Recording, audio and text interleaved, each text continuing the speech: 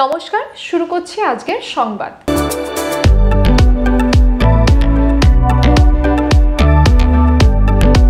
পূর্ব বর্ধমান জেলার খণ্ডঘোষ ব্লকে পরপর 6বার তৃণমূল কংগ্রেসের ব্লক সভাপতি নির্বাচিত হলেন অপার্থিব ইসলাম। তার এই সাফল্য সগড়াই অঞ্চল তৃণমূল কংগ্রেসের পক্ষ থেকে সম্বর্ধনা জ্ঞাপন করা হলো তাকে। 2026 সালে বিধানসভা নির্বাচন রয়েছে, তার আগে আবারও 2025 সালে তাকে ব্লক সভাপতির দায়িত্ব দেওয়া হলো।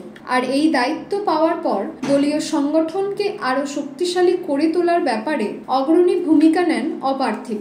ইতিমধ্যেই নানান গুরুত্বপূর্ণ জনমুখী কর্মসূচি পালনে তিনি এগিয়ে এসেছেন।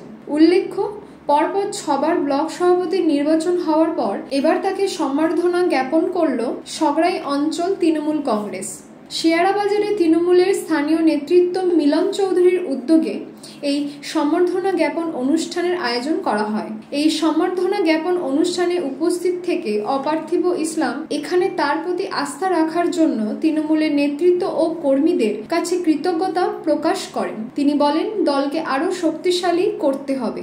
আগামী বিধানসভা নির্বাচনের আগে রাজ্য জুড়ে একটা অরাজকতার পরিবেশ তৈরি করার প্রচেষ্টা নেওয়া হয়েছে, তাই এখানে এসআইআর করার বিষয়টিকে প্রাধান্য দেওয়া হয়েছে। কেন্দ্রের শাসক গোষ্ঠী এখানে সাম্প্রদায়িকতার বীজ বপন করে ভোটে মেরুকরণ করতে চাইছেন। এই পরিস্থিতিতে দাঁড়িয়ে আমাদের দেশের ও রাজ্যের সনাতন ঐতিহ্য সর্বধর্ম সমন্বয় রক্ষা করতে হবে।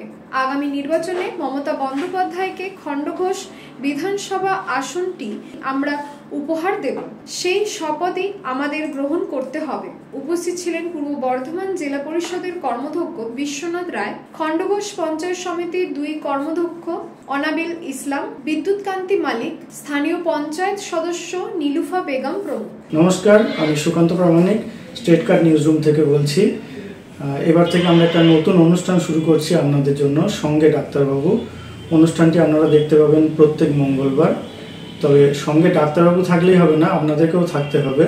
আপনাদের জন্যই করা। এখানে আপনারা চিকিৎসা সংক্রান্ত বিভিন্ন বিষয়ে খুঁটিনাটি তথ্য জানতে পারবেন, যেগুলো হয়তো আপনাদেরকে কোনো না কোনোভাবে সাহায্য করলেও করতে পারে।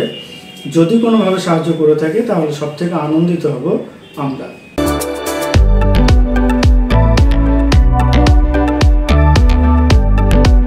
আজকের সংবাদ এই পর্যন্ত।